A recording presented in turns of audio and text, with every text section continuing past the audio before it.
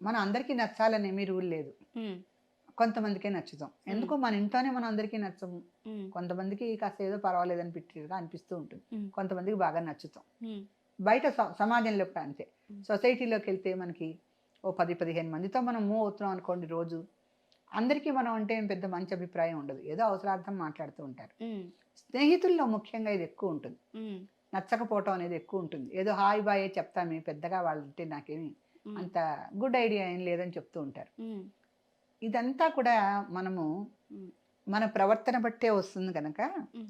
మనం చేయవలసింది ప్రధానంగా ఏంటంటే, మనం ఇంట్లో ఉండనివ్వండి, ఒక ఉద్యోగంలో ఉండనివ్వండి, హ్మ్. ఒక ఫ్రెండ్స్ సర్కిల్‌లో ఉండనివ్వండి. హ్మ్. ఎక్కడ ఉన్నా కూడా హ్మ్.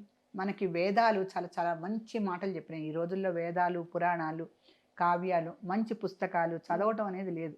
హ్మ్. ప్రతీది కూడా స్క్రీన్ మీద చూస్తారు. హ్మ్. స్క్రీన్ మీదే చూస్తారు. స్క్రీన్ మీద అన్నీ రావు. అవును. గూగుల్‌లో కూడా అన్నీ రావు. రావు. గూగుల్‌కి అందనటువంటి మహత్తరమైన విషయాలు వేదాల్లో ఉన్నాయి. హ్మ్. పురాణాల్లో కూడా ఉన్నాయి. వాటిల్లో సత్యం వద, ధర్మం చెర, హ్మ్. ప్రియం వద, అప్రియం న వద. హ్మ్. ఇటువంటి కొన్ని మాటలున్నాయి. హ్మ్. ఇవి కనుక తెలుసుకొని వీటిని ఆచరిస్తే అందరికీ మనం ఇష్టలం అవుతాం.